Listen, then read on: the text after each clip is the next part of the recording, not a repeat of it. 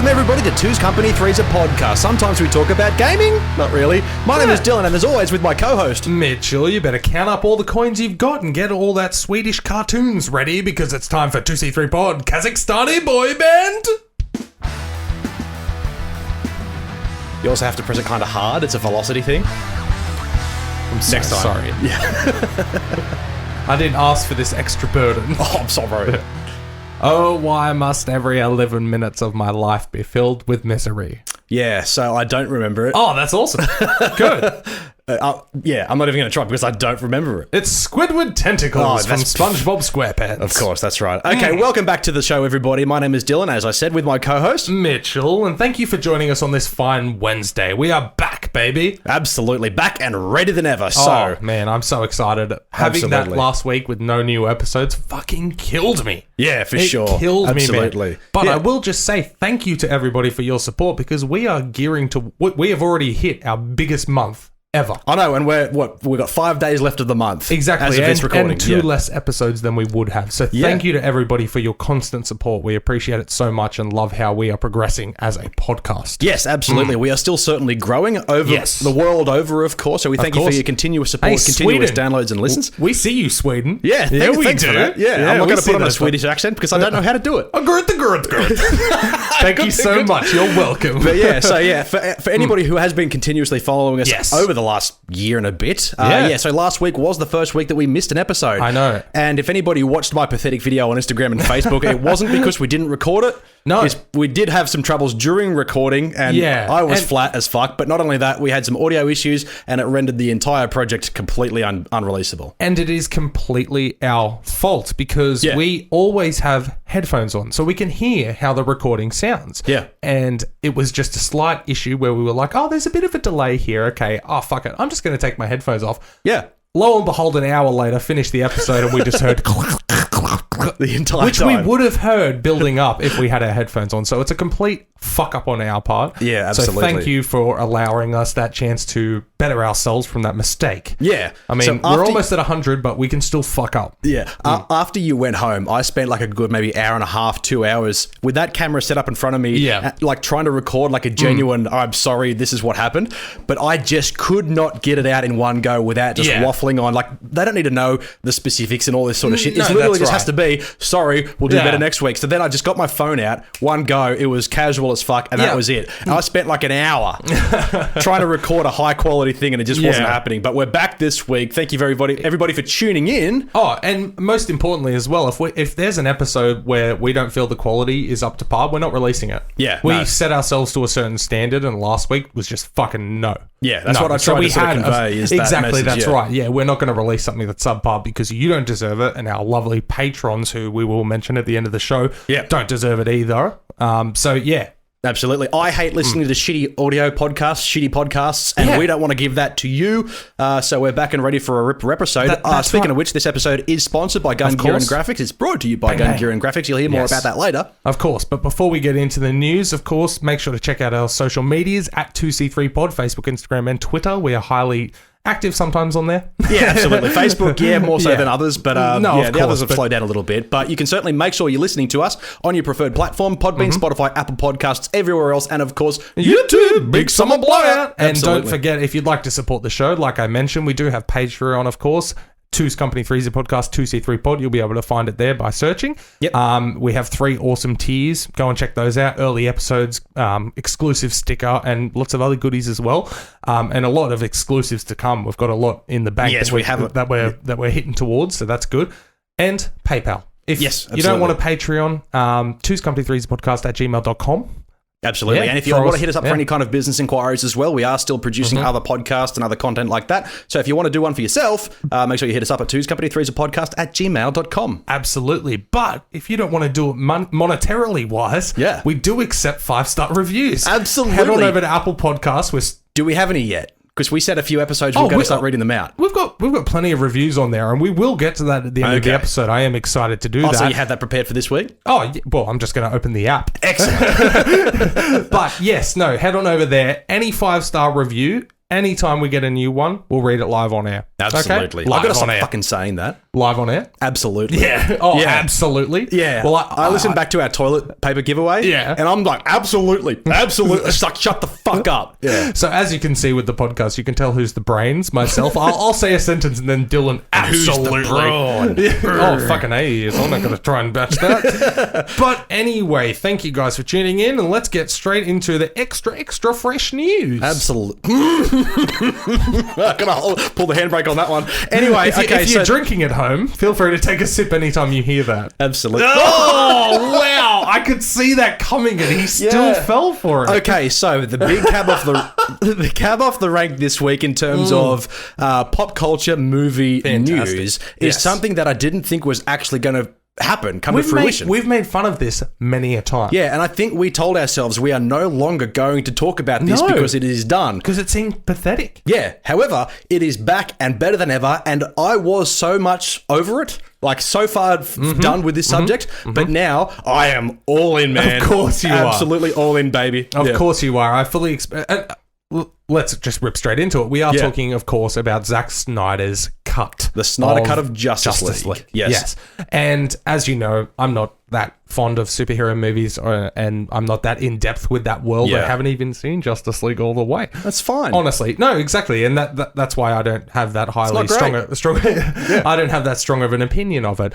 But I am a Zack Snyder fan of his work. So when this actually does get released... okay. Yeah. I might actually check it out.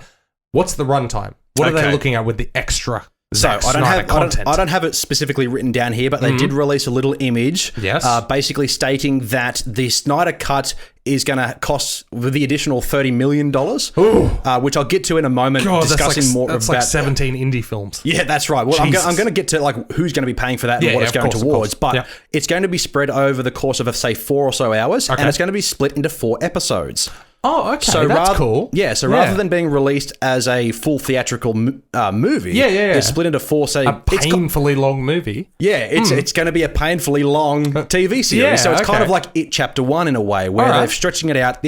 So it's going to HBO Max only, and it's being released... Yeah, this is the problem here. So HBO in 2021. Now, when everybody started talking about the Snyder Cut and like the hashtags were coming out, the actors and celebrity was saying, release the Snyder Cut, we discussed many a time that like Warner Brothers, fair enough, they may recognize that it may do well if you just let directors do their thing. Yes. We've seen that from Birds of Prey. We've seen that from Aquaman. We've seen that from Joker. Warner Brothers are on a roll at the moment. Yes. However, at the time, I'm pretty sure Justice League was like one of, or if not the most expensive film ever made at the time. It was ridiculous. Yeah. It was like $300 million or something like that. Oh, I have no idea. Anyway, it was massive. The production on a film that flopped was tremendously huge. Yes. Anyway, so it would be silly for Warner Brothers to turn around and say, listen, hey, we've already forked out this. It already failed. We don't want to do this. And I completely understand that. They may look at this and go, well, hey, the other properties have had success. If we just do this, it may bring more success. But at the same time, I completely understand why they would be like, I'm wiping my hands with this. Yeah, however, 100%.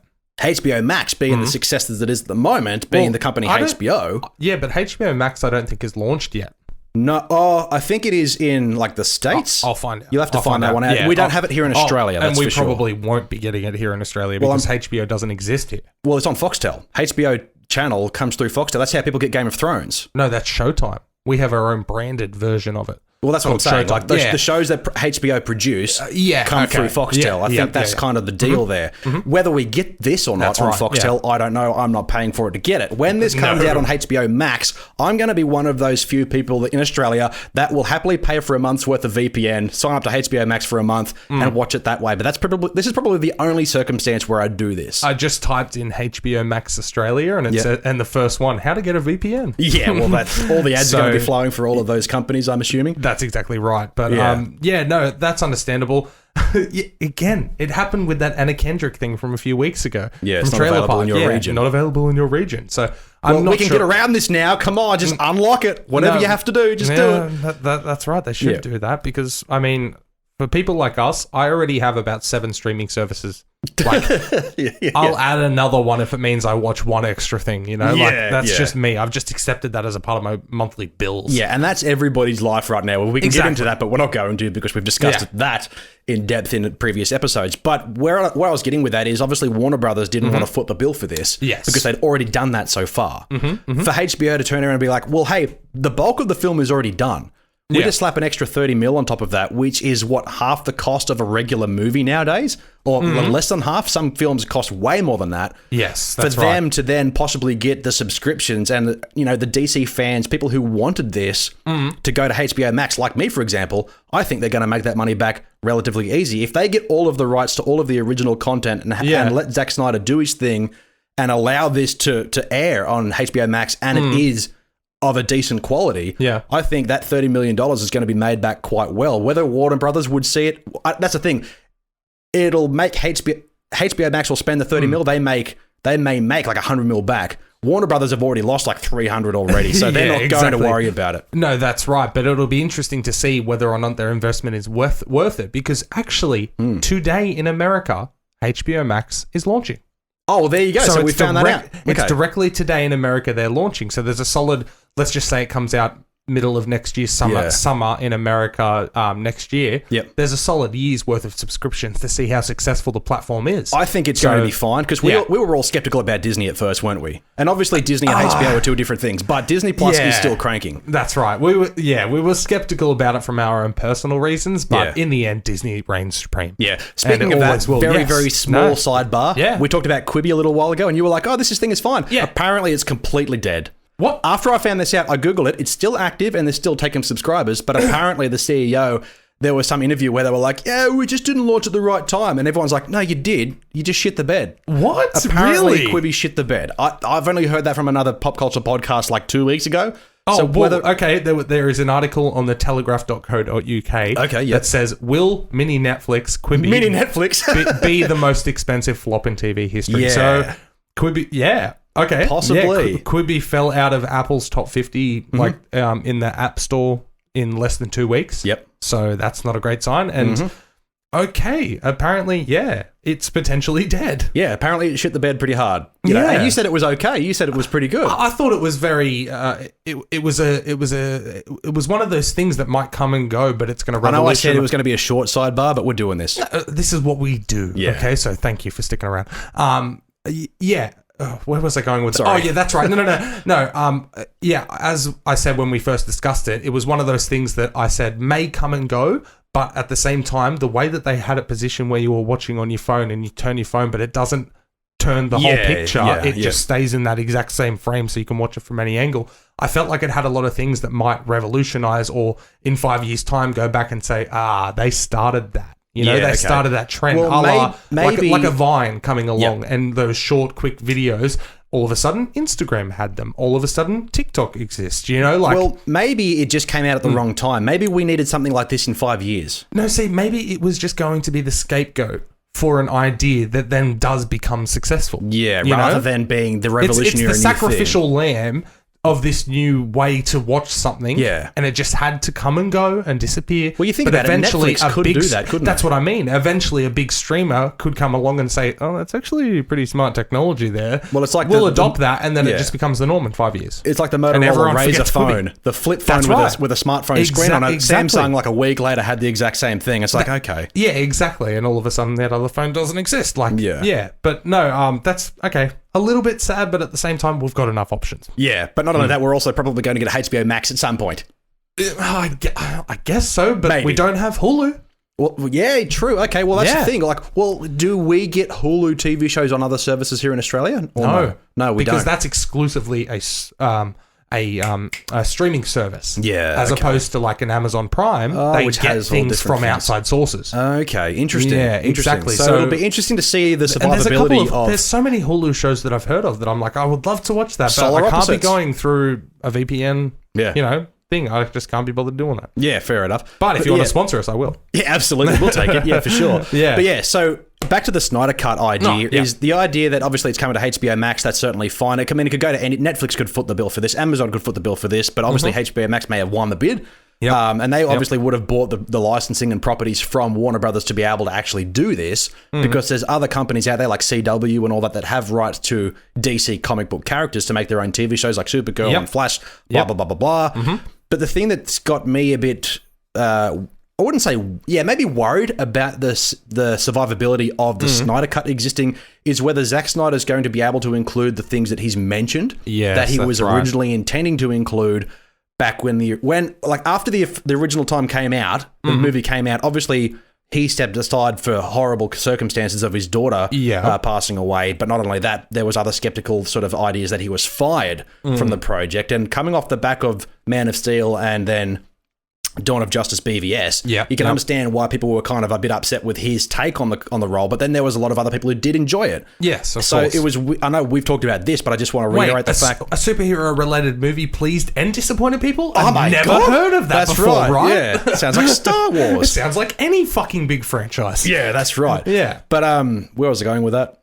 I completely forgot my train of thought. Well, while you're thinking of that, I did see in the article here that even though it's going to cost upwards of $30 million, they're not going to require any reshoots with the cast members. That's what I was going with. Okay, good. Yeah, so you got me on my back on my train of thought. Beautiful. So after Justice League came and went, Zack Snyder has been on many different like Comic-Con panels and interviews and things like that, and said where these are the ideas that he had. He had Green Lantern, he had Darkseid, which is basically the DC equivalent of Thanos. Okay. I can't remember which one came first. Either way, they're both chicken or the egg. Basically the same thing. Yeah. Don't shoot me, comic book fans. You know it's true. This guy has Superman tattooed on him, so he shouldn't know. From a comic book I haven't actually read, it just looks fucking cool. Anyway. Yes. Yeah, so whether all of those ideas that Zack Snyder has mentioned that he wants to put in this will be present is going to be... We're going to have to wait to be seen, because as you just mentioned, HBO, there was a deal in one of the articles that I read somewhere that they weren't allowing additional photography.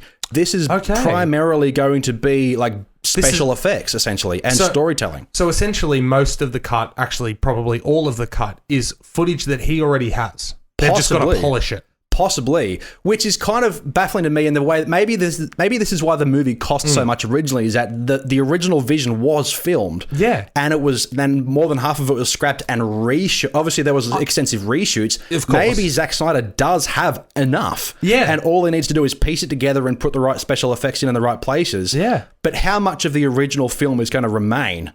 Because like what's happening with the main baddie Steppenwolf, who you wouldn't know, you haven't seen it. What's happening with certain characters. Who stepped in a wolf? Who stepped on a wolf? Yeah. I don't know. I wouldn't recommend it. Yeah, exactly. I'm sure that hurt. Yeah, anyway, yeah. So there's this whole story behind the mother boxes and how they create and produce life, blah, blah, blah, blah, blah. What are they called? Parademons that were present in Dawn of Justice, and they turned into kind of insects in Justice League. I'm very fascinated to see what this is going to be able to get away with without being able to reshoot the 5 main, the Flash, Batman, without having Ben Affleck quit the cigarettes and get into shape again. Well, I'm curious as to that, because they're not bringing the cast in for any extra reshoots. HBO Max has apparently said no to additional photography, but the's going to be additional dialogue. There's going to be additional dialogue and additional... Are you just going to have a random backshot of another character like that you've already got there? Zack Snyder's got a mop with black hair. That's you just keep pasting that there, and then just get Ben Affleck to read "fuck Batman" or something. I don't know. We've already seen you haven't, but you've definitely seen it online. The final product of Henry Cavill's mustache being digitally edited off Henry Cavill's face. And every other deep fake that has done the same thing on YouTube looks 1,000 times better than what Warner Brothers pulled that time. Anyway, when they say there's no additional shoots from the main cast, however, there will be additional dialogue and additional special effects, it makes me think, are we going to get other main players that are fully digitized, like Green Lantern, for example? And, well, obviously, Darkseid, they can get away with it.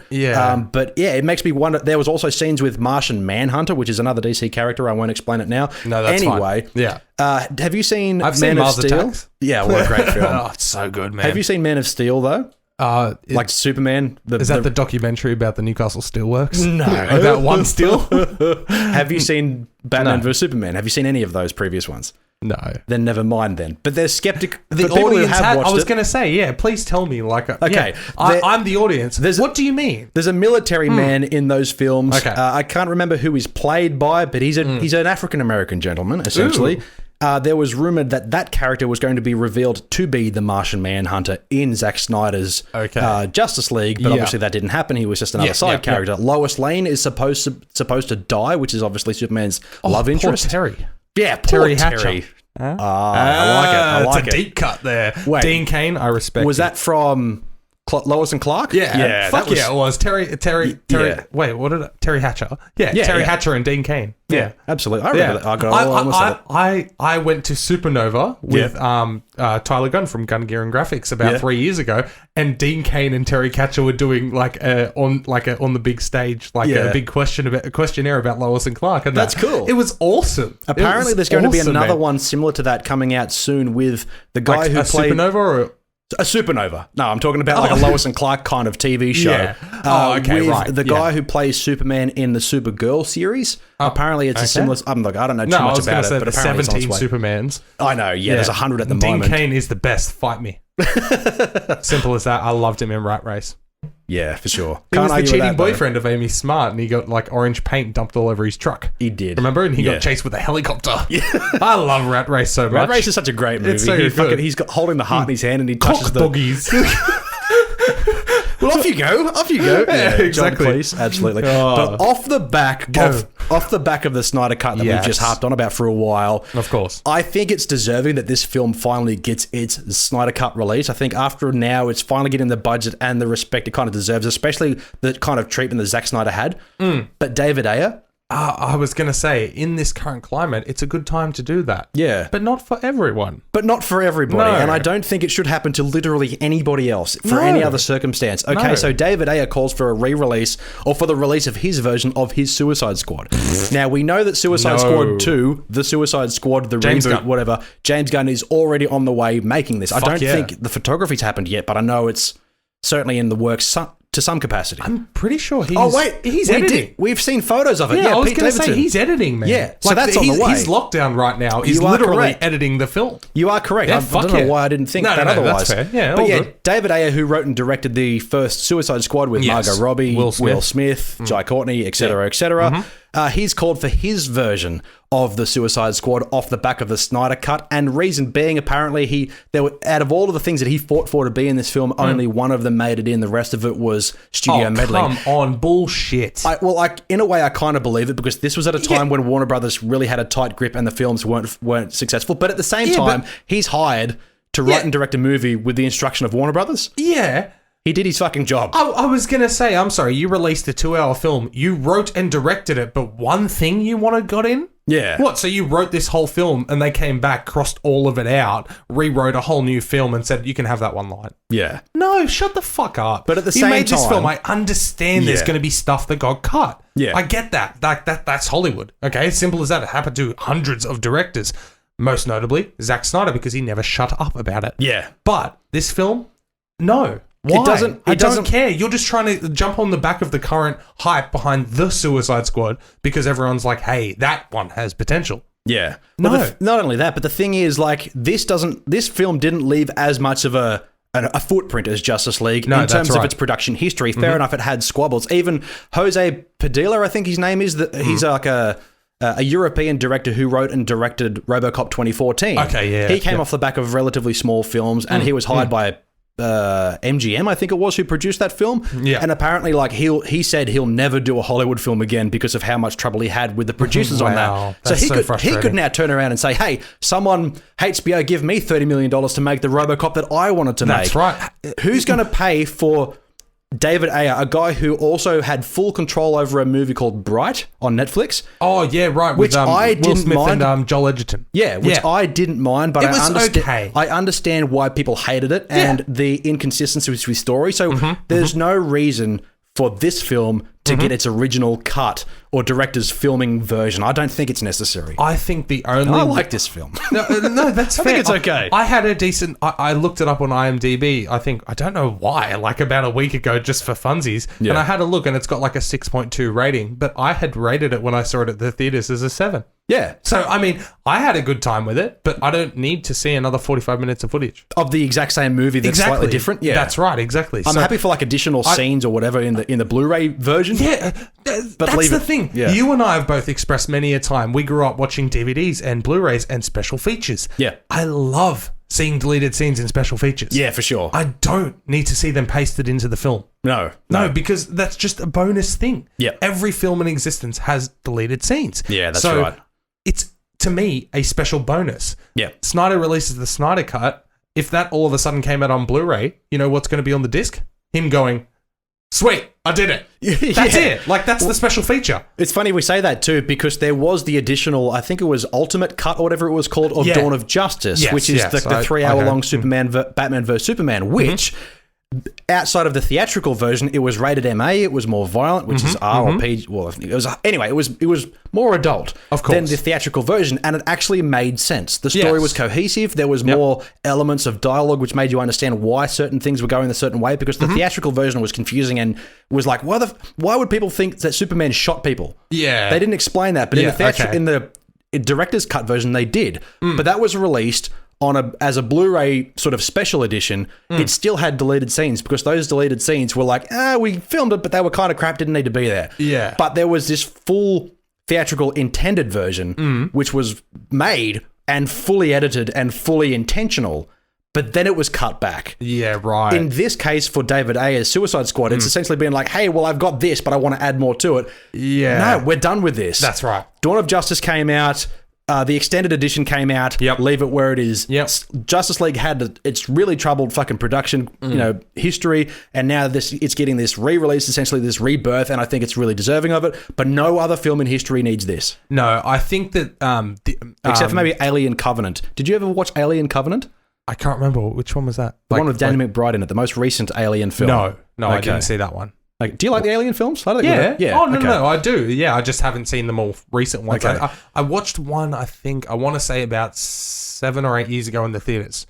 It was like that would have been one of like the Alien... that would have been Prometheus? Yes, that's the one. Okay, that was the last one I saw out of the rebirth of it, or the like extension of the franchise. Yeah. Prometheus is awesome. Yeah, no, it was really good. I had a good time. But before you get to that, I just want to say one thing about like adding deleted scenes back into a film. Yeah. Alien Covenant in itself is kind of crap. Yep. You watch the deleted scenes, they should have been in the fucking film. Okay, it's one of those where you're like, why? Yeah. Why? Okay, James Franco was the captain, and he had scenes in the deleted scenes. It explains why he died at the start. Spoiler alert. Oh, wait, he dies at the start of the film? You ruined it. Why would I need to watch the whole film start now? of the film, he's already dead. Oh, okay, right. So he actually went in there and James fucking Franco. Why would they cut that? Surely that wasn't a long film. Like, surely they could have pushed in an extra 5 minutes of footage. Yeah. That's terrible. I don't get it. Anyway. But I feel like just probably the last thing we'll talk about here, with the Justice League getting the Snyder Cut and all of that, this is why David Ayer is saying that, because he wants to get on the bandwagon.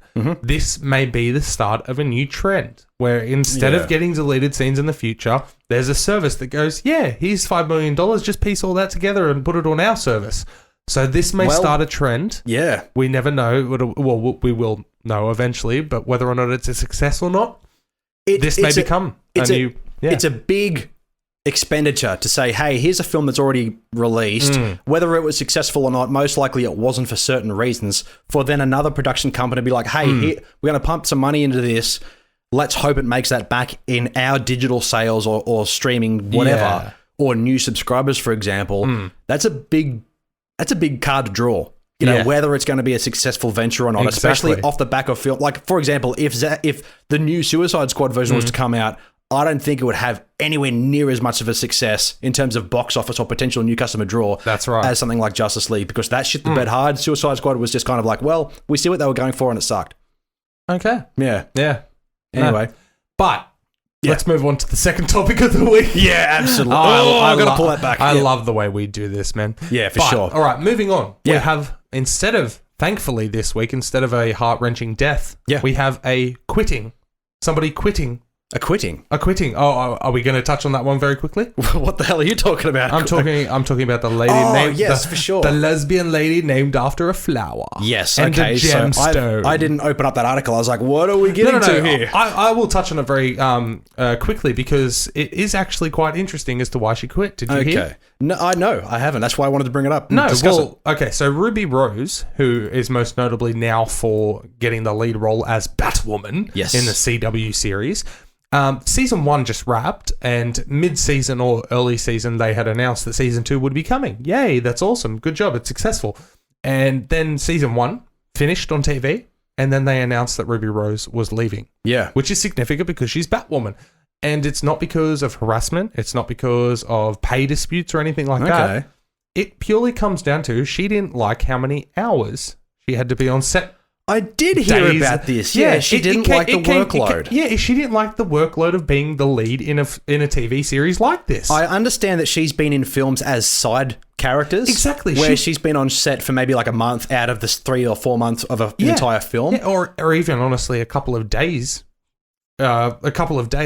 Every 2 weeks, like something like that. Yeah. So for her to turn around and have this really great opportunity to play a character like Batwoman of all things, I don't know the success ability of these shows because I personally don't watch them as much as I want to. I just haven't got around to figuring out how. Yeah. I'm sure I can get a VPN or a streaming service, whatever. Anyway, and I'm not getting Foxtel no matter what you fucking tell me. It's not happening. But yeah, so I when they first announced Ruby Rose as Batwoman, we talked about it on the podcast. We watched the trailer. I think we both kind of looked at this and went, okay. I think she seems fine. It's kind of weird that you've got this really small, petite woman beating up these gigantic dudes. Fair enough, she's trained. That was our biggest gripe with it. Yeah, as Batwoman. I understand that, I can't remember her name, but the main actress who plays Supergirl, she's also kind of a fairly small, petite woman, but she's from Krypton. It's fine, exactly. I get it. She's meant to be immortal. Yeah, and for Batman, but she's just a regular lady. Yeah, Batman being a big, burly bloke, he gets beaten, but he also deadlifts like 600 kilos. Our biggest gripe from that trailer? Yeah. Why the fuck you putting a red wig on the outside of that suit, motherfucker? Oh, yeah, but I think that's just a Batwoman thing from comic books. Yeah, it doesn't make sense. It makes no sense. Look, you want to be stealth? Don't put bright red fucking hair on it. Simple as that. And big, bright pink lipstick. I think the suit looked really good, I think she kind of suited that. I don't know how she was as whatever her name was. I've heard positive and negative. I've heard mixed. It's like Swamp Thing, I think. I really want to check it out, and I really liked the first few episodes of Swamp Thing that I did manage to watch. That's available somewhere now, I think. It's out on JB Hi-Fi. I know that for sure. You can buy it on Blu-ray and DVD. It got a Blu-ray release. That's right. But yeah, I really do want to check this out. But for her to leave, it's on Foxtel. Sorry, it's not happening. Yeah. So for Ruby Rose to then turn around and say, you know what, I'm done with this iconic character for the fact that she's lazy.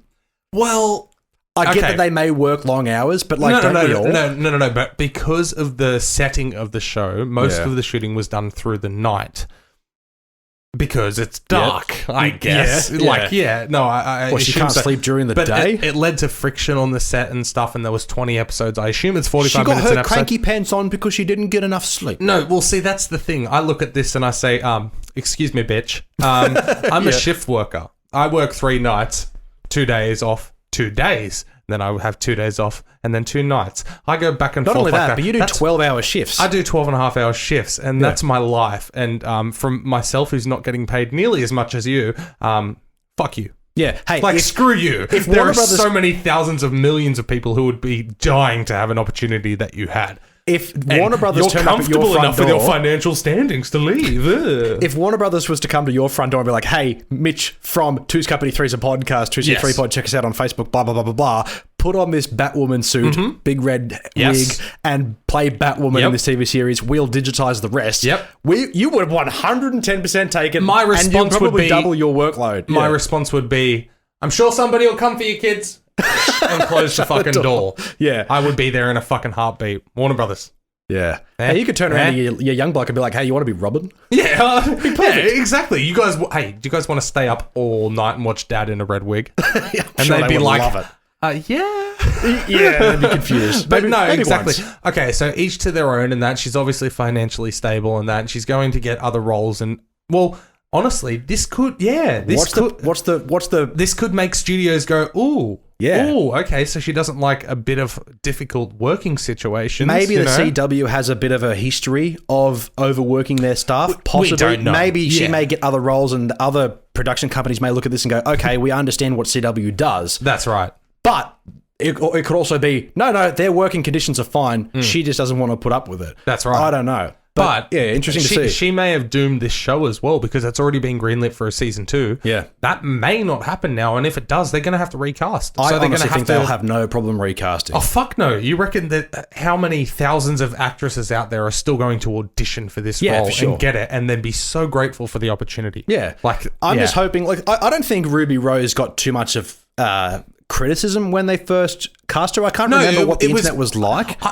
It'll be interesting to see who they cast next, though. That's right. But if I remember correctly, I feel like in Australia in particular, the social media was like, oh, okay. Yeah. We'll see how this goes. We're on board with it. Yeah, exactly. Well, that's right. I mean, she's homegrown from she's Australia. one of our own. So even whether we like her or we don't from previous experiences, we're still like, hey, we'll see how she goes. She's an Aussie. Yeah, and if it goes well, fuck yeah, Aussie. You know, that's just how we do. But it's funny. I looked at the article, got the information about why she left, and then I stopped reading, and then I look at the next paragraph, and yet the counter to this is, I mean, you're a lead in a TV show.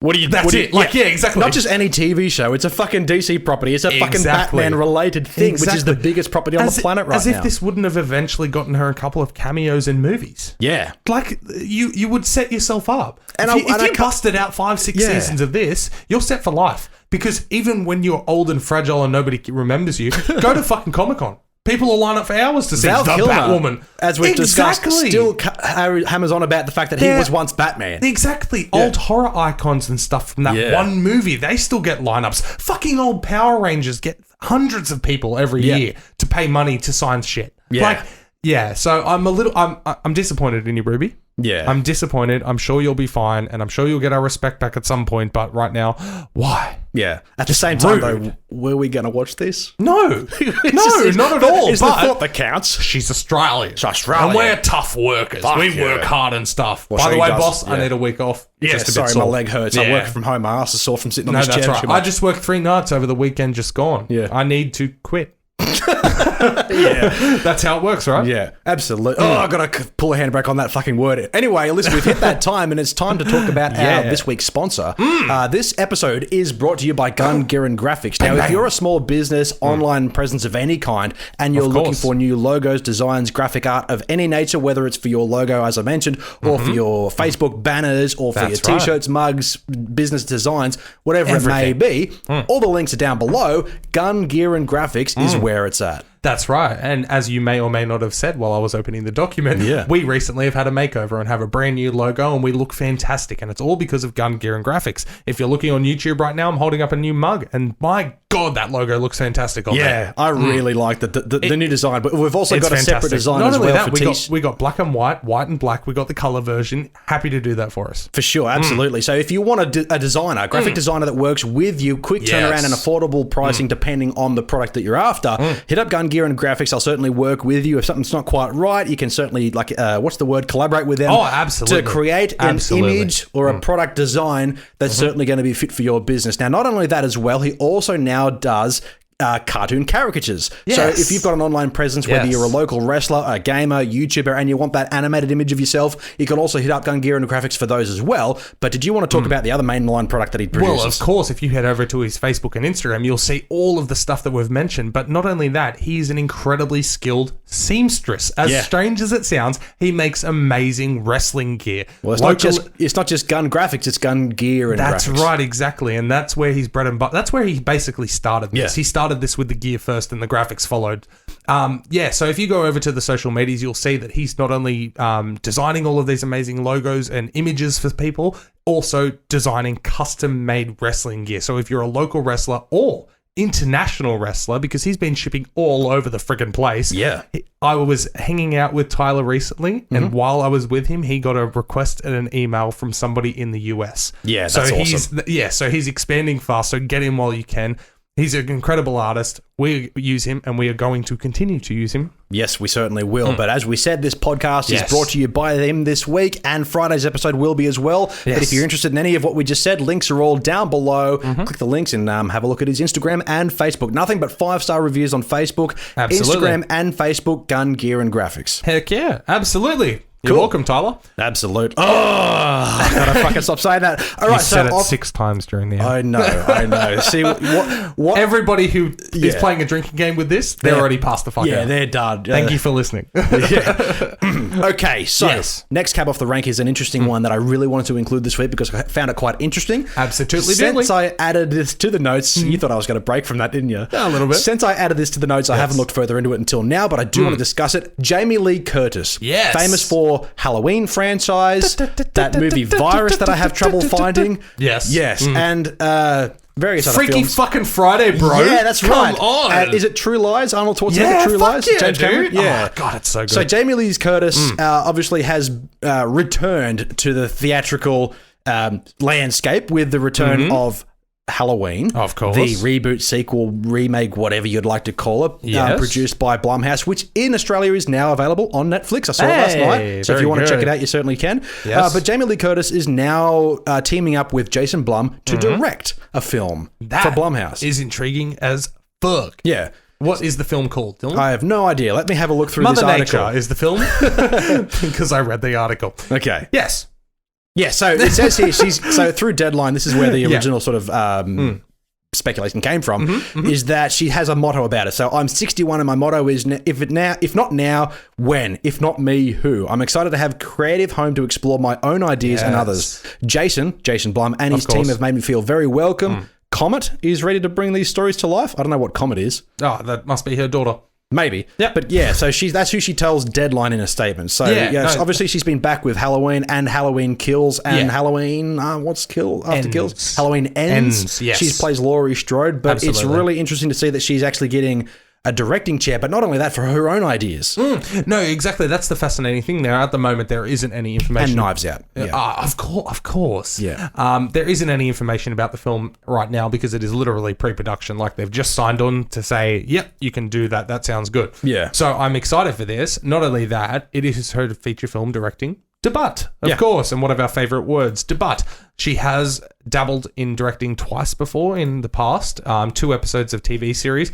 Anything But Love, 1 episode in 1992, and 1 episode of Scream Queens from 2016. So, yuck. Exactly. So, seeing her actually step behind the camera for a feature film. She's the ultimate Scream Queen, though, isn't she? There's a reason she was a part of it, that's for sure. But no, I'm all about that, man. Yeah, for sure. I'm all about this. This is great. And I think, obviously, like the Blumhouse productions, they don't always put out gold. They usually have their massive hits, massive successes, and their massive sort of films that they put all of their concentration and money into. Yes, but then they also release those kind of side filler films that are more family friendly, more teen oriented, just to kind of pass the time between the big projects. Well, that's kind of what Fantasy Island was for me. Well, that's exactly right. But there's Truth or Dare and a few others as well that I can't think of. Black Christmas, I think, was Blumhouse. I can't remember. They know what they're doing, though. Yeah. Like, they may have a flop, but at the same time, they're never losing $20 million on a film. Well, they're not banking on things like Fantasy Island to bring in millions and millions of dollars. Even Halloween was probably a bit of a gamble. But it did, though. Yeah. But Fantasy Island had a very low budget. I think it ended up being about 14 million, something like that. Yeah. Easily made 50, 60, 70 million. Yeah, it was fine. So, it made money. Yeah, exactly. So and I'm Blumhouse sure know there what are they're people doing. out there who enjoy that film. I feel like this one, being from Jamie Lee Curtis herself, this is going to be a big investment and film. as she mentioned, with the friendship and connection she's made with Jason Blum off the back of Halloween, I don't think Jason Blum, or Blumhouse Productions for that matter, would be silly enough to give Jamie Lee Curtis a low budget kind of, here you go. She's been around longer than this entire company. No, she knows what she's doing. So, she's definitely older than Jason Blum. Yeah, for sure. Exactly. 61 years old. So I reckon you're exactly right. She's built this relationship, and honestly, Jason Blum or whoever was in charge or near her in Halloween built the repertoire, built the relationship, and probably said, "Hey, if you ever got any ideas, come and talk to us." Yeah, And she's like, "Well, yeah, I would love a chance." So being an actress and being in Hollywood for so many years now, I would imagine that most of them at one point or another have written something. I think we talked about this a little while ago where some actors don't write anything, they just act, and then others move into directing roles. George Clooney, for example, even like people like Jonah Hill and who did you talk about earlier before the show? Dave Franco, which we'll be talking more about that a bit later on. But for someone like Jamie Lee Curtis, who's sort of stepped in and out of main theatrical releases throughout her entire career, I'm not sure what she did between Halloween and whatever she was in before that, Freaky Friday, I can't remember. But I know that she was obviously consistent with her work. Yeah. And as you said, she has had like directing or producing credits in the past. Yes. But I'm sure she's probably has like a bank of films that could probably be made. Or at least a bank of ideas. Yeah. And probably just hasn't had time to sit down and actually write a feature film. She may have been writing this one for 4, 5, 6, 7, 10 years. Maybe she's had this one under her hat for ages. That's right, exactly. And then, like we just said, Jason Blum is just like, hey, well, since we're working together, if you get any ideas, let us know. Yeah. Oh, well, I have this screenplay. She all of a sudden turns into Jason's a 20-year-old. She all of a sudden turns into the 20-year-old who waits tables at the Olive Garden going, I do, I've got one. Read this. Like, But anyway, I'm very excited for that. For sure. And by the time it comes out, we may actually be able to go see it at the cinema. Moving into the next. If this is ridiculously early pre-production, as I think it is, we're looking 2022 at the earliest. No, I'm very keen for this. This is one that's got me very excited. For sure. But also speaking of excitement. Oh, excitement, you say. Yeah. So with the whole scheduling conflicts, COVID-19 situation that we're going through right now, if you listen to this podcast in 20 years' time, thanks for tuning in. We didn't all die. Yeah, absolutely. Oh, I got to stop saying that. I got to take a shot every time I say it, so that way I hit the ground at the end of the episode. Oh, slowly. Absolutely. That's 10 minutes in.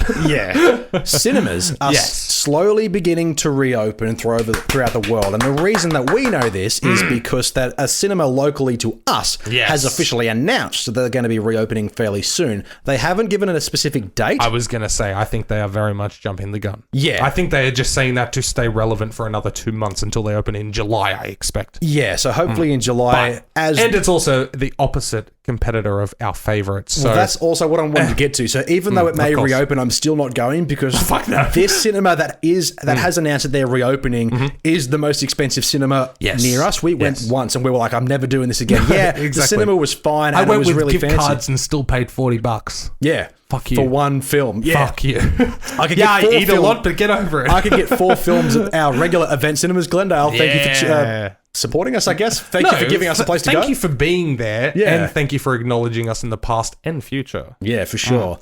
And it's fair to say when they reopen, the opposition, ours will reopen as well. Well, that's they're all going to open at the same time.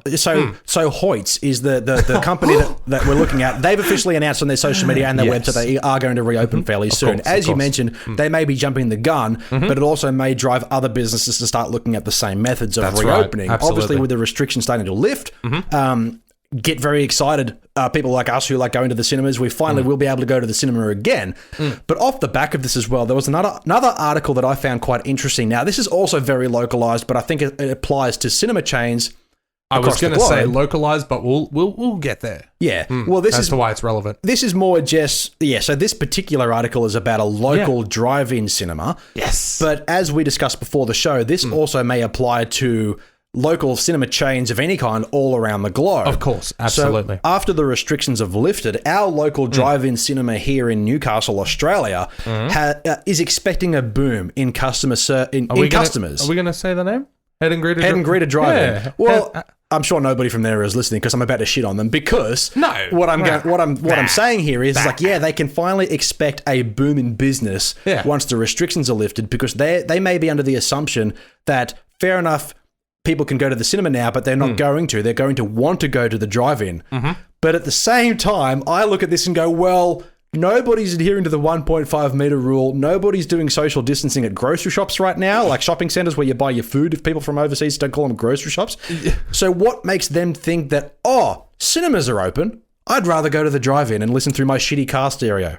I think, well, it's going to be because of the current trend that's happening in America. Yeah. Now, America is the most idiotic place right now with the amount of shit. Thanks for your support. Keep listening. No, absolutely. This is not a shot at the people of America. This is a shot at the government and the way they're handling all of this mess. Yeah. But over there, drive-in theaters have been reopening, and they have literally been the only income for films at the moment because all theaters are still closed. Yeah. So with that and people not having the option of a theatre to go to, they go to the drive-in and all of a sudden drive-ins are having their biggest numbers in 30, 40 years. Well, that's because there's no other option. That's right. But in this case, for our locally, they're going to be opening at the same time unless they 100%. Open earlier. In that case, people will go. Yes, if they open earlier, fuck, man, I'll be desperate to go. Yeah, I'll go. Yeah, exactly. Yeah. Dude, come on. Load up the Forester, we have to go. Like, yeah, no, exactly. So if they open earlier, yes, I agree. They will have a boom in business. But like you said, simply put, if they open with regular theatres win. Yeah. Simple as that. Yeah, because people are still, they may not sit next to each other, but as you mentioned before the show as well, most of the movies that we go see, unless it's opening night of a massive film like Star Wars or an Avengers film or whatever, right, yeah. cinemas are barely packed. Mm-hmm. And fair enough, cinemas, Glendale Cinemas, Event Cinemas Glendale, sorry, we're going to sort of reveal a bit of a secret here that you already know about. No. Your ticket usually has a seating arrangement on there. Yeah. I have never sat in my arranged seat. If my arranged seat is like in a row with like 20 other people, I'm going to the row a few steps ahead, which has no one. No, fuck that. Yeah. The only time I've done it is when there has been a like mid-afternoon session on a weekend and it's packed, you know? Yeah. Like, I get that then. I'll respect the ticket, like the assigned seating then. But if there's plenty of spots. If I'm going when we usually go at like 9 p.m. on a fucking Thursday, there's 3 people in there, fuck yeah, I'm sitting where I want. Or a Simple Monday. As that. Middle slightly back, okay? Simple as that. Yeah, absolutely. Yeah. But it's funny that we bring this up and America has the drive-ins open. Yes, I do want you to mention this. Absolutely, I will, because... So, as I said, there has been zero income for box office results for films. Yep. And because there is only the drive-ins, there's some interesting choices that have been getting played. I will just run through one of the local drive-ins there that had a list of films that were playing. Fantasy Island. Wow, okay. Exactly. That's old. Why is that still getting played? Because they still have the DVD. They still have the rights to it, and there's no new films that have been released. So Fantasy Island, then they had Trolls, which they already had a little bit of, but it's available on demand now, so there isn't that many people cramming there. Yeah. That's right. Underwater, again, they still have the rights to it, but it's been out for ages. Everybody's seen it. It's receiving a lot of attention now. I think it's going to go down in history as a cult classic. People really like it. I think so, man. Yeah, absolutely. But they also have Bloodshot, Vin Diesel. Ugh. It was terrible. The Invisible Man. So I'd go see Invisible Man if the drive-in had it. Yeah, absolutely. But that was already nearing the end of its run by the time all this shit shut down. On-demand video as well. And it's already on-demand as well, exactly. And then they had The Hunt as well, but that was immediately... I want to see that. Yeah, of course, but that was chucked onto on-demand as well, so people had access to it. Invisible Man. Yeah. But the number one film in America from the beginning of May until present is a little lolly independent horror film named The Wretched. The Wretched is the number one film in America for the entire month.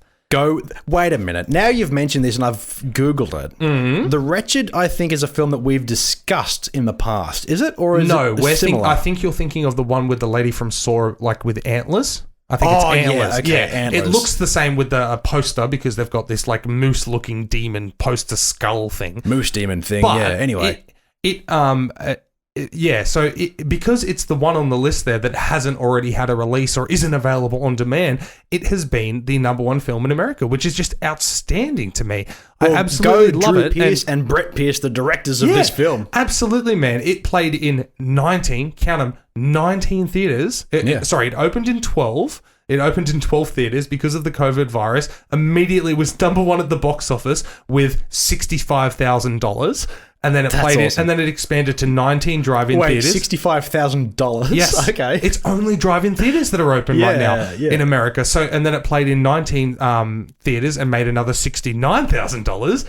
And then the following week, it made for its opening 10-day run, made $165,000. That's cool. Yes, I mean, those numbers are relatively small, but speaking of the circumstances, that's awesome. Exactly, that's right. Yeah, exactly. And it made a following $92,000 from 21 drive-in theaters, then $190,000 from 59 theaters when more drive-ins started to open. Yeah. So this little lowly thing has made a collective $55,000.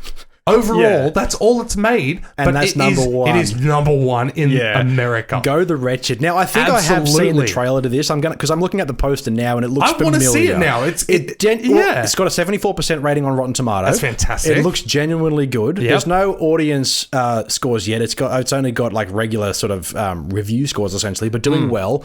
One of the actors is from a TV show on Amazon currently called Upload, Kevin Bigley, who's kind of the comic relief of that TV show, but he's in this. Yeah. I'm not familiar with any of the other actors. Yeah, but still, this I just, what a world to live in. Yeah. What a world to live in where this film How is... often would this have occurred in modern history? Never. Never. Unless it was like Parasite and the film was just magnificent on all level. Yeah, and but at the same time, Parasite was never number one in America. No, it definitely garnered like a high quality sort of standard though. Yeah, oh no, absolutely. And it still made a butt ton of money in America, but it was never number one. It was never near that. Because right now, think about it, in theaters was supposed to be The Fast and the Furious 9. Oh, yeah. You know, there was supposed to be The Book of Saw and things of those natures coming out very soon. And 007 as well. That exactly, would have been that's right. That would have hit. been before they pushed it back to November. But yes, so all of these things, and it's what an awesome time to be alive. Yeah. This like little lowly horror film, The Wretched, has been the number one film in America for weeks. That is And based sick. off the list of the other ones that the drive-ins have available, you totally get why people are picking this film. Yeah. Every other one's available on demand or has been out since November last year. Yeah, and this is the kind of the only new thing that can be seen on a big screen at the moment. Exactly, and it's crushing it in quotations. But Figuratively speaking, that's some awesome news. But like you said, Brett Pierce and Drew Pierce, congratulations. And hopefully this builds some success and gets you guys some notoriety. Yeah, they're absolutely. not even linkers on YouTube, on Wikipedia. They're not even linkers. They don't even have a link. Oh, well, there you go. That's so cool, man. After this, they may go down in history as the little film that could. Yeah, that's exactly right. Well, get some distribution in Australia and we'll go and see it. Yeah, for 100%. sure. For sure. All right, before we move into what we watched this week, just a couple of little sort of notes here at the end. Absolutely. There was two gaming topics, but mainly one gaming topic from last week, which we did record, which we had a really great conversation on, but it's now gone because of obviously last week's episodes.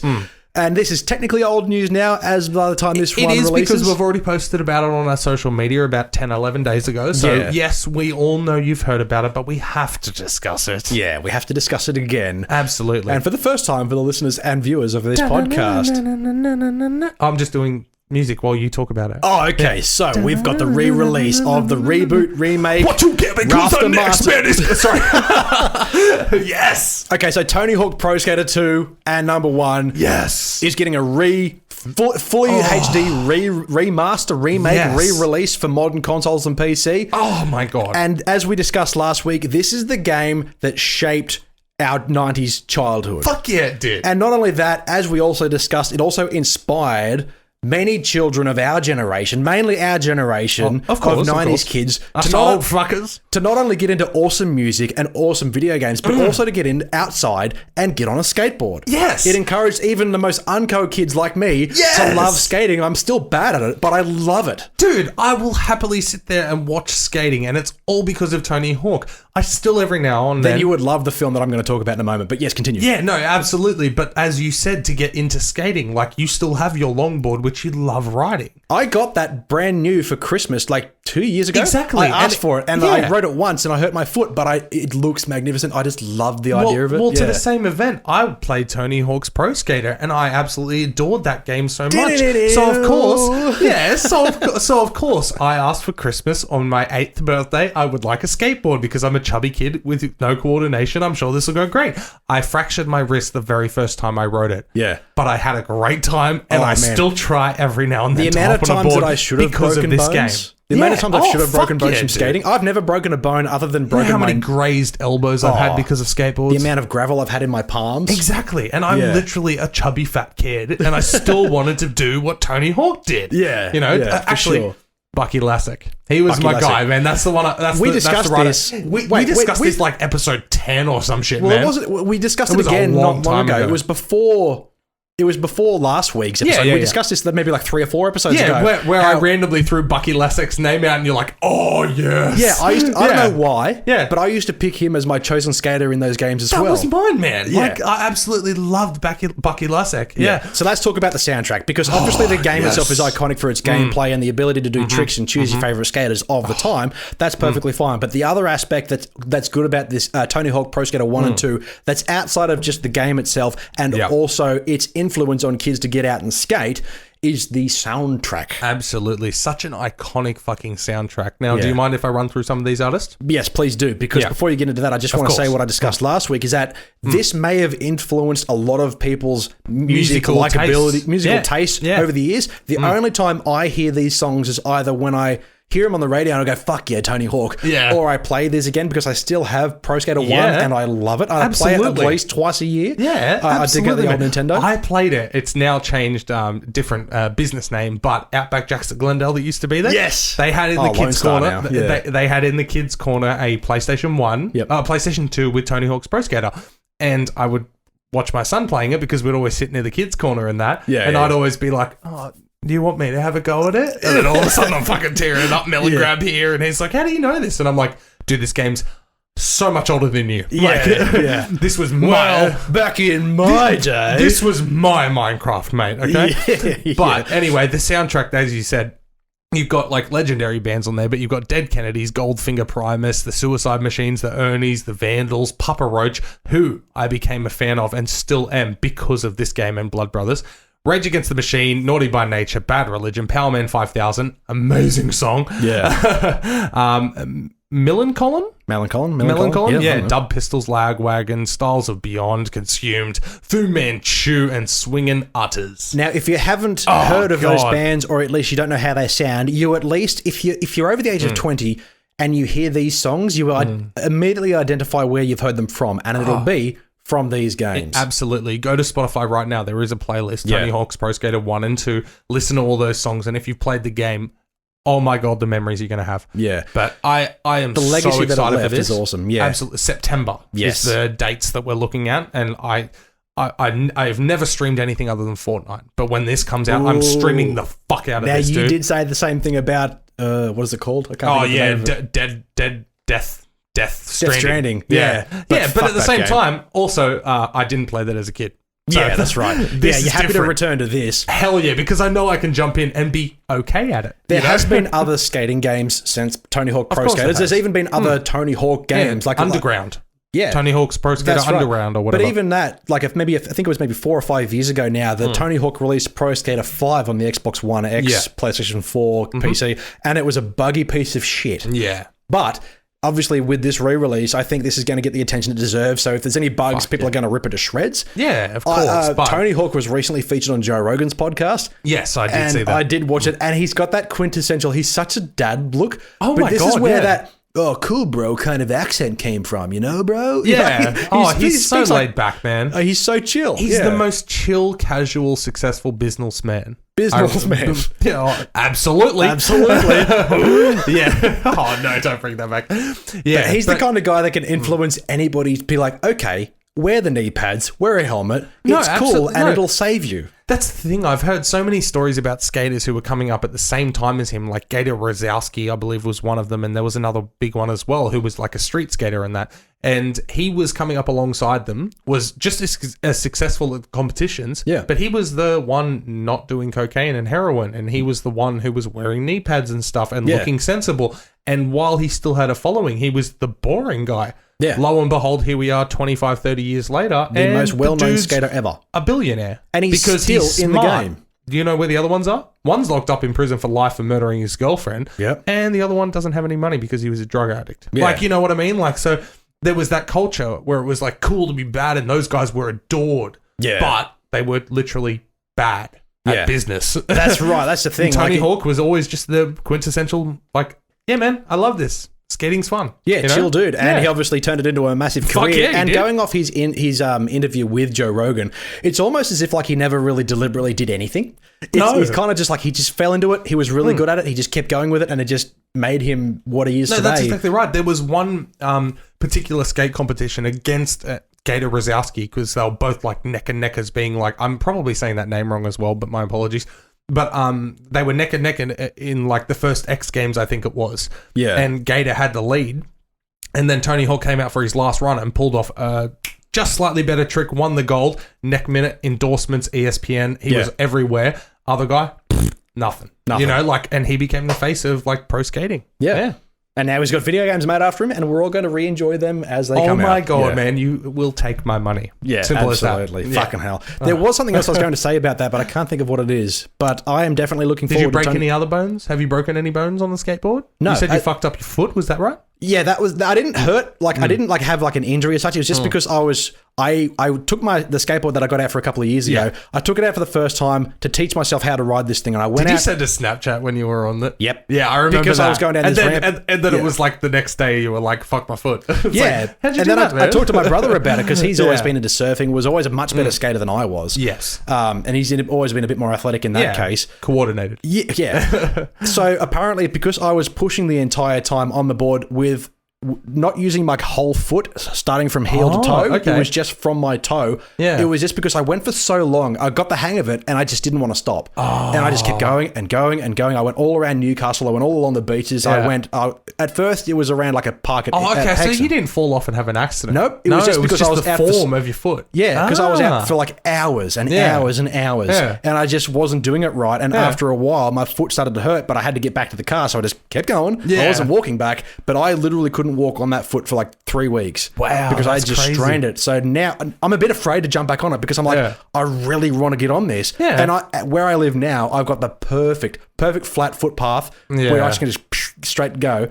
But I'm kind of afraid that I just don't want to hurt my foot again. No. I get that, man. But you got to get out there and just try and practice that technique, I guess. Yeah. But not only that too, but after watching a film that I'll talk about in a moment, it makes me want to get like a regular shaped skateboard again. Yeah. Because I used to be able to, I couldn't kickflip, but I could do the 180, whatever it was called. I can't remember what it was called. Switch? Around the world or something. And I could ollie. Yeah. At least I could do those things. Shut up. You know that I've said in the past, I could never figure out how to ollie. I'm just too fat. I can't do those things on this longboard. The longboard is more of just a go surfboard. No, that's right. Just to cruise along with. Yeah. That's right. But as I mentioned, that the first time I rode on the skateboard, I fractured my arm. Yeah. Yeah. I forgot to mention that also because I was 8 and Star Wars was the thing. It was a Jar Jar Binks Star Wars board. Oh, yeah. Yeah. And I fractured my arm and then I got myself a lovely splice out of it. You know, the ice cream with the colored coating? Yes. Yeah. So because I was crying like a bitch, obviously, because I'm 8 and fractured my arm, but I got a splice. I remember it was in Spears Point at my aunt's place and Splices are fucking sick. I still love splices to the day, and I like to think it's because of my pain. It eased the pain, and also probably gave me diabetes. I still love beer, despite the fact the first time I met you, I smashed glass all through my hand. Of course, exactly. But if you today said I can't even look at a beer, I would be like, yeah, I couldn't either with those scars, man. Yeah, I see that. That's it from, I know, man. Every time I see it or I high-five you or something like that, I'm like, ha! Yeah. That's funny. My sister picked that out with tweezers. Yeah, the first night I met her, thank you very much, whichever sister that was. That was Donna. Donna was it? It was Donna. We've had this Donna. discussion so many times. Was it Morgan, Donna? Morgan, I was Donna. heavily intoxicated at the time. Neither of them listened, so it's fine. It's fine, yeah. But anyway, so what we watched this week, we're jumping into that? Yeah, let's do it. Yeah. All right, cool. Well, I'll go first because I have a disappointment, of course, and then I have one that I enjoyed very thoroughly, and I cannot find my notes right now. There they are. Cool. Lovely. I lost my notes, but I've got 4 things to discuss. But because I lost my notes, I'm going to be fairly brief on all of them. Good man. Yeah. That sounds good. Yeah. Anyway, the first one I got to watch was The Wrong Missy with David Spade. Ugh. Yeah. It is exactly what you expect from David Spade. So it's Yes, absolutely. It is very average. I think I chuckled once. Yeah. I did not have a great time with it. I still appreciate the legend of David Spade from his earlier work. Coneheads.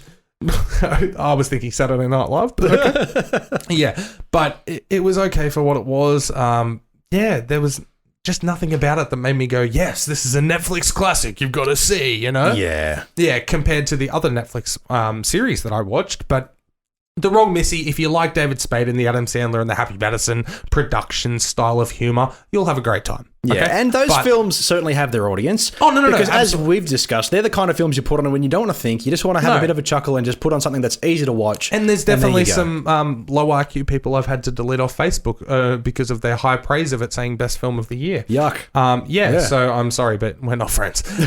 But moving forward, I will just touch on the last one I watched briefly. I have already spoken about it in the past briefly, but the series wasn't finished because it was releasing 2 episodes at a time. Mm-hmm. The Last Dance, the Michael Jordan documentary. So it's now complete.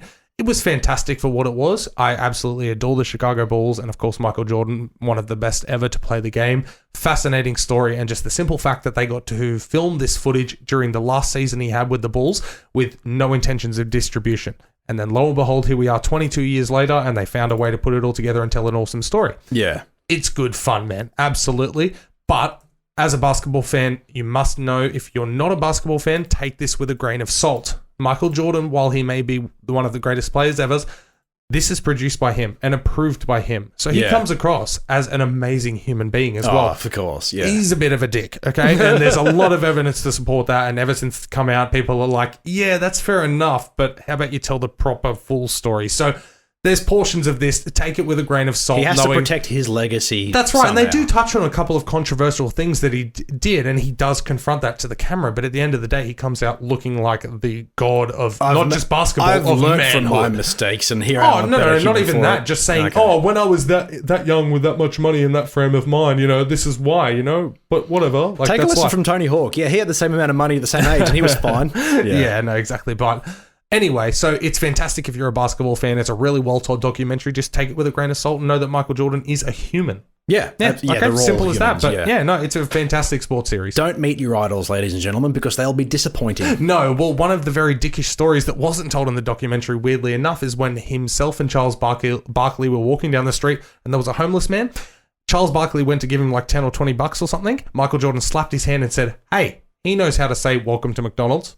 Oh, exactly. I mean, I get it, but at the same time, that's such a dick move. But also, he was starring in national advertisements for McDonald's, so he's like trying to pimp his weird situation, dude. But also, just let him give $10 to a homeless dude. Yeah, simple as that. That homeless dude can then go get a shave and then try for an interview at McDonald's. No, that's right. Bitch. Probably go to Hooch, but either way, at the same time, you don't need. There's the 50-50. You don't need to do that. You are two multi-millionaires walking down the street. That dude has nothing. $10. Shut the fuck up. Yeah. Well, I mean, saying that's the reason they have the millions of dollars, because they don't give it to fucking anyone. No, but at the same time, though, that's just one of the dickish stories I've heard about. But if you have Michael millions Jordan of dollars and you feel like supporting a local podcast, patreon.com. Yes, Two's Company Freezer Podcast. Yes, absolutely. But anyway, it's a great watch if you can just switch off the fact that this is one side of a story. Yeah.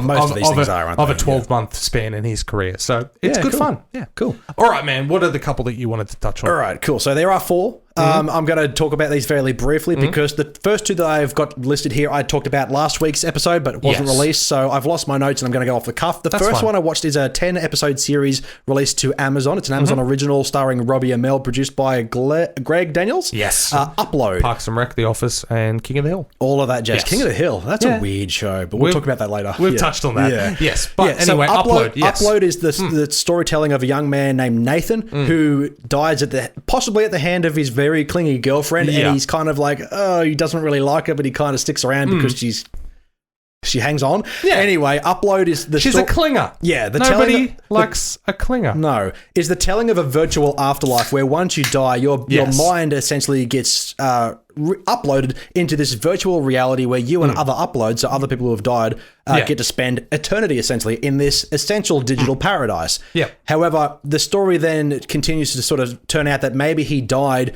for a particular reason. He was developing a particular app or a product, so his death becomes a bit mysterious. So there are twists and turns throughout the series.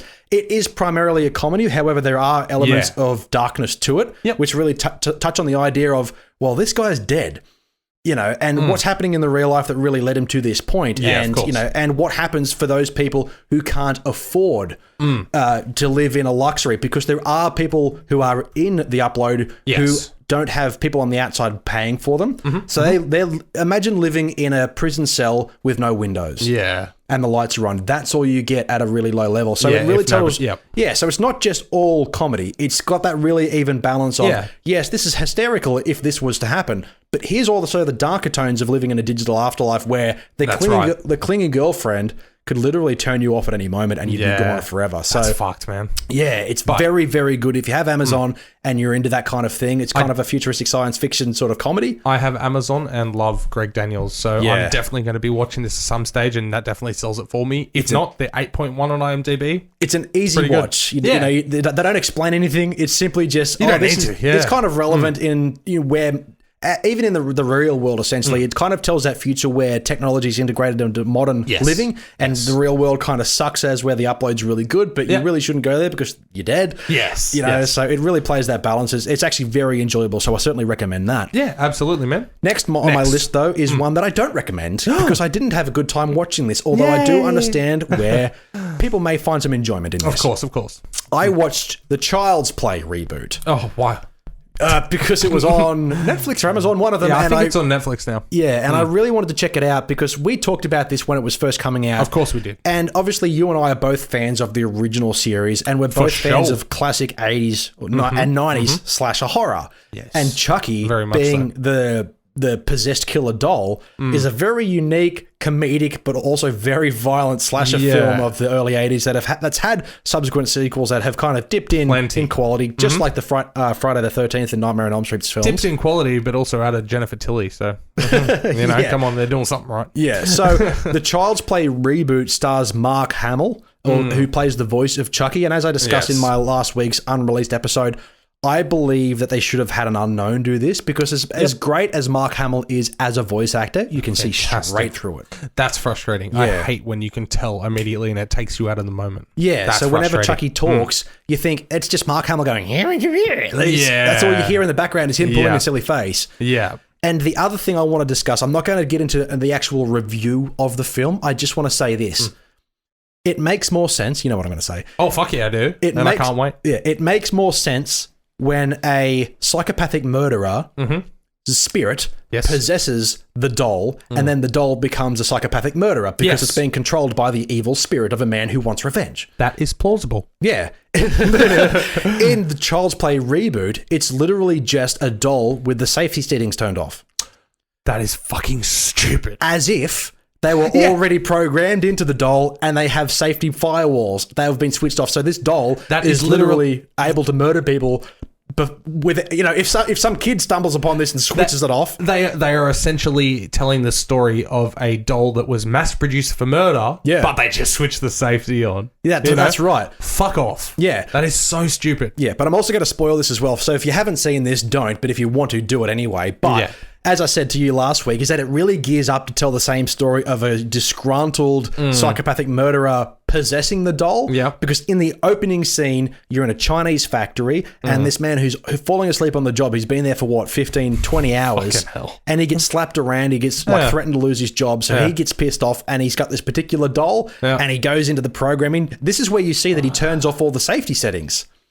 God. And then, after that doll is boxed up and sent away, it looks a bit different. His hair's a bit different. His face looks a bit different. But then he throws himself off a building, lands on a car and dies. I would have assumed... Yes! Now possess that doll, young man. Yeah. Do that. That Chinese man would have possessed the doll to come back and... But no, he just flippy the old switches. Yeah, that's it. And then... And another thing as well that annoys me, this is more a rant than a review. So you said you only watched 2 this week, right? No. So I've got 2 others, but I'm happy to talk more about those. No, you're right. Yeah, so the other thing is that the doll was bought and owned by a child who likes watching Texas Chainsaw Massacre. Fuck me. So the only reason that this doll kills anybody is because it watches a film and it watches its owners enjoy that horror film. So it picks up a knife and decides, I'm going to please my owner, my buddy. So its safety settings aren't necessarily to if you turn them off would be to murder. It would literally just be exactly. So if they were watching The Wiggles and going, this is fantastic, he would just be sweet, cool, hot potatoes all day. Yeah, for sure. That is okay. No. It's a dumb movie. No. Is there a safety switch on you to erase that from your fucking memory? Because this is the second week I've talked about it, so now is it. I'm done. Thank God, because I don't even want to hear about it, let alone watch it. Yeah, I don't think you should. As I said, there's some enjoyment to be had with it. There are moments which I don't say redeem coming it. from a film that was successful and there was nothing wrong with that story. Yeah. Why are you fucking the story? You know, as in just tell that story again with 2020 graphics. Yeah. Do that. I mean, they had a sequel. That's plausible. Cult of Chucky, 4 years ago. Yeah. Which I'm not sure if it's any good, but it continued on that continuity. Exactly, that's right. So why you got to fuck the story and make it 2020 relevant? Yeah. Fucking Jesus Christ. Right? Yeah. Anyway, I've got 2 others I'll briefly touch on. The first one's a little bit more disappointing, and the last one I'll get to the meat of the view review, essentially. Today I watched a film called Kin. Kin. Kin, K-I-N. Okay. The reason I watch this is because whenever I walk past this Blu-ray cover at JB Hi-Fi, it's one of those films where the cover catches my eye. And I think, okay, that's like a science fiction film surrounding like a young man who discovers a piece of technology, piece of alien technology. And that's essentially how it's marketed. I watched it today, and this film doesn't need to have any science fiction elements to it whatsoever. It kind of seems like it's just there to be there. Okay. The film centers around a young African-American boy who's been adopted by essentially Dennis Quaid. Yeah. Okay. Yeah. Cool. So Dennis Quaid's in this, and also Michael B. Jordan at the very end. I'm going to spoil this for you as well. Anyway, he finds this futuristic piece of weaponry, and his brother recently got out of jail. It's basically him and his white brother who are on the run from people he owes money to who killed his father. Okay. And at the end, there's resolution. But the same story could have been told if this kid just had like a semi-automatic rifle. Okay. The futuristic space gun thing that's all over the poster doesn't need to be there. It hides itself, like the description on Netflix or wherever I watched it says, these two young men who find themselves in the middle of an intergalactic or interdimensional war. No. It's literally just them running away from James Franco. Well, that's really disappointing and misleading. Yeah. The film would be good if there was no science fiction elements to it. Yeah. Which is weird for me to say, but at the other end, it would also be enjoyable if this removed the science fiction element and marketed it as a coming-of-age story of a young man and his brother trying to flee right the wrongs. Yeah. They could have told that story. Fair enough, we've got 100 of them, but it would have been just another and it would have been fine. So I'm glad I didn't buy this. Yeah, well, this one is pretty disappointing. Yeah, well, from 2018, and I honestly have not even heard of it. Yeah, as I said, the only time didn't make an impact. It didn't come out theatrically in Australia, and the only reason I know of it is because of the poster looks cool and I walk past it. So it's one of those situations. Yeah, no, well, that's fair enough. You took a chance and you watched it for free. So that's right. Yeah, I've been burnt from buying DVDs just based on their cover from Patient Zero. It's a zombie film and it sucks big time. Bone Tomahawk. Can judge a book by its cover. Yeah. Bone Tomahawk was the last exception and the only exception of walking past and going, that looks cool, and just bought it. Yeah. But the next one on my list is also on Netflix now, which is Jonah Hill's directing debut, and it's called Mid-90s. Yes. We've talked about this briefly before, but I finally got the chance to watch it. Mid-90s, if you're a 90s kid like you and I, who grew up with skating and was influenced by the culture around us, definitely watch Mid-90s because it's filmed and edited in a way that really reveals, or I wouldn't say reveals, but really reflects how shit the 90s were. Yeah. You look at today's life compared to what we grew up with, and fair enough, we were children. We just interpreted it as the times. But things were fucking shithouse in the 90s. Things really did suck. And this film does a really good job of portraying that. Yeah. It tells the story of a young man who's sort of a bit of an outcast. He's 14 years old or 13 years old. There's a character called Fuck Shit. Yes, there is. That's fucking... And the reason he's called that is because he always goes, fuck shit, man. That's so cool. I love that. But this young kid gets involved with this group of skaters that are they're kind of stoners, they're kind of losers, and he sort of works his way into it. Did you get the idea that it was a semi-autobiographical film? Like, as in he's telling his story through these characters? Yes and no, but it's almost telling the story of literally every 90s boy. No, of course. But that's very relatable for somebody like Jonah Hill, who was a teenager in the 90s. That's correct, yeah. Okay, so he gets involved with these skaters. Yeah, so he gets involved with these kids, and there's always the older one that's trying to influence him in the right way. Then there's the other characters which kind of take him down this path, and he drifts and turns. His brother's beating on him. You know, his single mother is really struggling. It tells that classic 90s kid story that everybody who's over the age of 25 maybe can relate to. Yeah. And not only that, it looks like it's filmed completely on film. And the aspect ratio is if you're watching it on a box TV. Oh, fuck yeah. Yeah, man. That's so cool. I have to see. Did you watch it on Netflix? Yes, man. So it's on Netflix now. Fuck yeah. I'm watching that this week. And it's got that... I know this is getting a bit technical now, and I don't know what the frame rate of this is, but every film is sort of, apart from maybe Gemini Man, is filmed at a 24 frames per second. That's just Hollywood, what they've always done. That's why everything cooks. Look, when things move, there's a essential level of blur there. It's not too smooth like Bold and the Beautiful or like a video game like that. This is a slightly higher frame rate. It looks like it's filmed on a 90s video camera. It says that it's 16 millimeter. Well, there you go. Does that help? Negative format. where is it? Does it have the aspect ratio 133/1?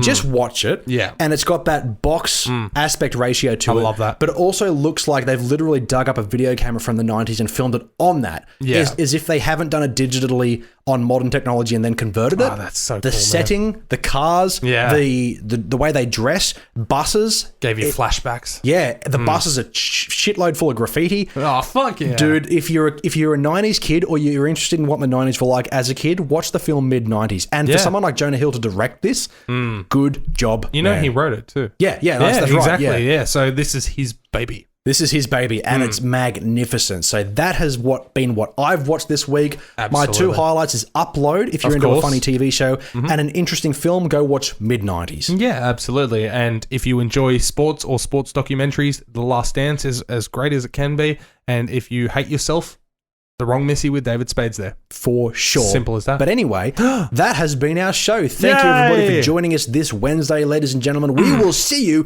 in the next episode coming this Friday. Yes, of course. And make sure... Wait, so now are we getting into it? Yes. Well, actually, before we go, okay, let's have a look at a couple of things on Apple Podcasts. Okay, yes, let's do... Okay, so you do that, and then I'll get into the last little spiel. Sure. Absolutely. So, as I've been crying out on social media, and we've mentioned here a few times on the podcast as well, if you head over to Apple Podcasts, if you have an Apple device, check us out there, of course. Yeah. And if you give us a 5-star review, we will read your review on air. Yes, let's read out some reviews from Apple Podcast reviews right now. So, for example, right now, I'm going to read out the one I gave us. Okay? No, just as an example as to what you can do, okay? So, from me, gotta be done, 5 stars. Shout out to my grandparents, 60 years together, absolute legends. Legends. Look at that.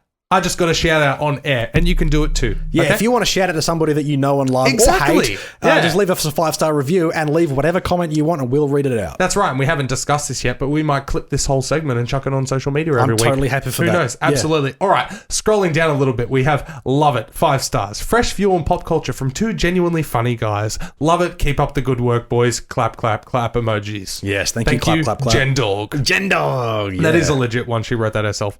All right, now here's the longest one, okay? Okay. All right. Yeah, the podcast, 5 stars.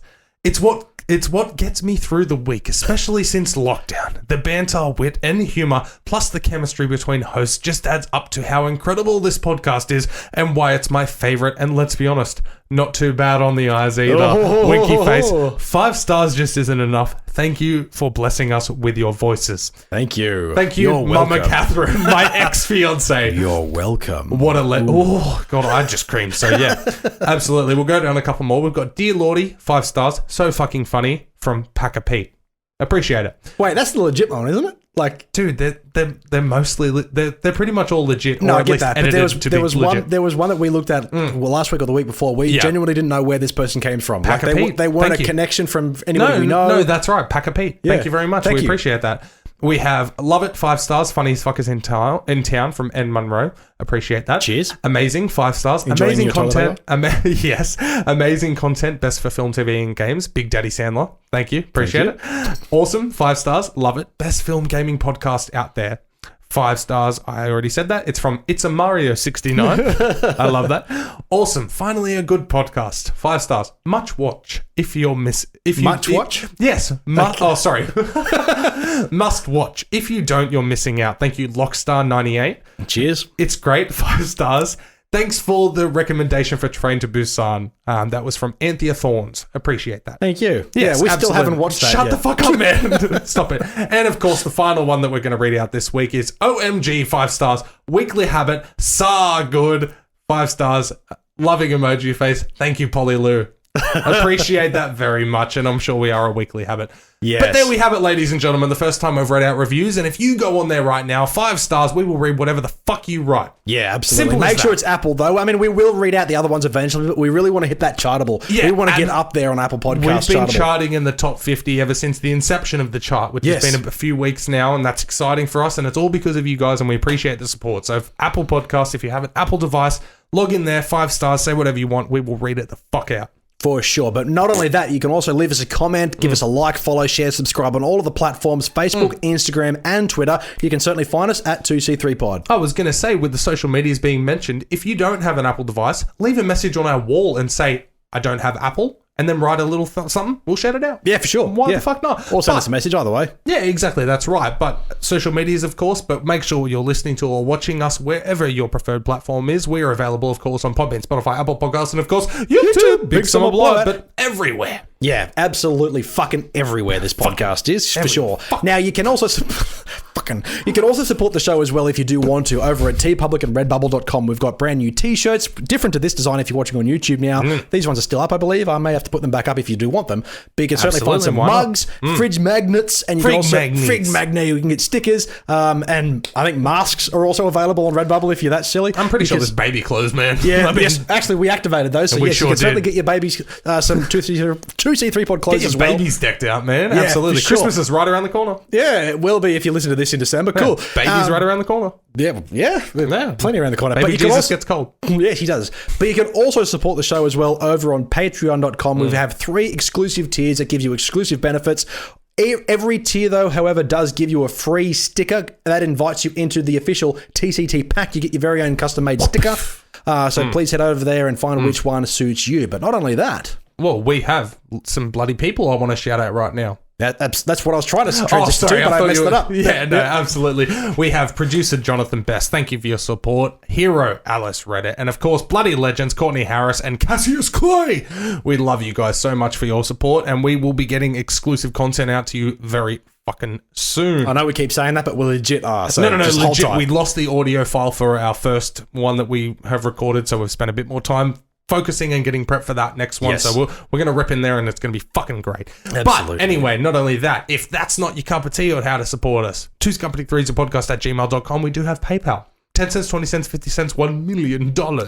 Whatever floats your boat, we will happily accept, and all of it is greatly appreciated. If you don't want to do it monetarily, Apple Podcasts, give us a review. Absolutely. 5 stars. For sure. Now, not only that, you can also hit us up for any business inquiries at the same email address, twoscompany3podcast@gmail.com. It is all linked down below, but most importantly, we have 2 new podcasts every week, legit, except for last week. So every Wednesday, every Friday. Wednesdays being news and reviews, like you just witnessed. Fridays being Yas or Past, Trailer Park, Blast from the Past, whatever we can pull out of the hat that week. You can certainly go find it all there. Thank you, everybody, for tuning in and liking and subscribing to our podcast so far. Hopefully, we do get more in the future. Make sure to like, share, and subscribe, as Dylan just said, on YouTube, because we post all of these podcasts onto YouTube for your wonderful viewing pleasure, because our faces are just too beautiful to hide behind a microphone. I know, right? Exactly. We definitely have the voice for radio, but the face for YouTube. Oh, that's right. Exactly. We're a double threat, baby. For sure. Yeah, like, share, and subscribe, and ring that bell. Excellent. Now, you can certainly, as well, both... You can Come on. You can certainly find us both on Twitch as well. If you're into game streaming of all kinds, you can certainly find me, Dylan_. Wait, there's no underscore anymore. I read your one. You can find me at twitch.tv/Dylan2C3pod. You can hear the dog barking too. I know. First time ever in the new house they've made a noise while we've been recording. But anyway, yes, he is the streamer out of us. I get on every now and then, but twitch.tv/Mitchell_TCTP if you want to see a grown 28-year-old man get drunk and play Fortnite once in a while. For sure. You can certainly find those links down below. But thank you, everybody, for tuning in. We really appreciate your support. We'll hear from you in Friday. Fuck yeah, we will. Yeah. So... Yep. All right. My name is Dylan, and as always with my co-host, Mitchell. And don't forget, we are Two's Company, and you are the podcast. Every week. I know. And you're looking at me like, come on, you dickhead. All right, whose go is it? Mine. I'm Wednesdays. Ooh. All right, ladies and gentlemen, it is that time of the week again where every Wednesday's episode, I have a trivia question, and Fridays you have a trivia question. But we are upping the ante this week a little bit. Yeah. Now, we are going to introduce a little wager every time. Now, if we get the question wrong, we are going to be trying some of this from the Wiltshire Chili Farm Godslayer hot sauce. No, sorry. Yeah. The Godslayer fucking hot sauce. Now, we're going to take a little dab of this if we get the question wrong. Add a little more spice to the end of the episode. Absolutely. So, well, so far, I think we're going to be doing all right, and we may have to wait until Friday to find this out, because here comes your trivia question. Well, I did just want to point out as well, I feel like if we get it right this week, we still need to show it a little example of what we're in for. Okay. All right? First week, we can certainly do that. First week, we're going to do it regardless, but moving forward, it'll only be if we get it wrong. Okay, so it is my turn, and I'm currently one behind on the scorecard, so I need to get this one fucking right. Yeah, okay. So thank you, everybody, for tuning in. We got the trivia as of always. As of always. Yep, expected always. Who starred as Wayne Zelinsky in Honey, I Shrunk the Kids? Ding, ding, ding. No. Don't give me a timer, please, because no, don't. I'm not giving you a timer. I'm just filling in the air. Okay, no, that's fine. Now, we talk about him all the time. Yeah. I can't. You're going to be taking a double dip of that fucking sauce, man, if you don't get this. Yeah, no, come on. His wife passed away, and he retired from acting, and everybody wants him back. Oh my God. This is why? There was speculation. See, this is how I feel every time something's brought up to me. I know the this is the equivalent of you not being able to get the dog from Ace Ventura. Like in that question, it's so simple. Oh my God. I know there are multiple people right now literally screaming, oh shit. Fuck. Ladies and gentlemen, I think we can count this one as you haven't got it. You know who I'm talking about, but you can't guess the name. The name is just why is You're going to feel like such a fuckhead when I say it out loud. Oh, just say his first name. Rick Moranis. Oh, fucking Jesus. That's both names, you asshole. But anyway, all right, so I'm going to get literally, that is way more than I need right now, okay? You can see on YouTube, but anyway, we'll get into that straight away. Thank you guys so much for tuning in. It's been a great Wednesday edition. We'll see you on Friday. We've got a lovely trailer park coming. Oh, fuck. I'm not acting. Should we do this at the end of the episode? Well, yeah, that's what we just... Because you take it, but then all the good stuff isn't on the episode anymore because it's... Well, you could have kept... What was... We can use that recording. Okay. Oh. Wiltshire Chili Farm. Fuck you. Are you going to do right for the next episode, man? It's on Friday, man. We'll be fine by then. I feel like I should do it just to even the score for next episode. Well, that's what I said at the beginning. No. You've got to watch the trailers and stuff. We're going to go outside. I wanted to be able to have a visual aid. Yeah. For them. That's why I put so much on. Yeah. You don't need that much. Okay. Oh, that's funny. Yeah, you're right, man. It'll be fun. But yeah, I'd say just like the tiny dab your finger on the inside. I think the hiccups are the funniest thing. I'm going to leave it up to you. Cut this bit out, but I'll leave it up to you to cut this. Like a post-credit scene.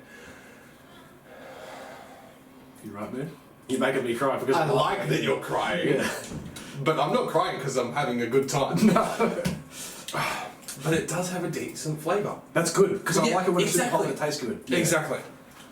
I'm excited to chuck this in a spaghetti. Yeah. Fuck! Thanks for tuning into that video by Two's Company Freezer Podcast. Don't be sad though, there's plenty more where that came from. Another cheeky video right there. Maybe even hit that subscribe button and ring that bell. Or, if you don't like our faces, check us out on Podbean, Spotify, Apple Podcasts, or YouTube.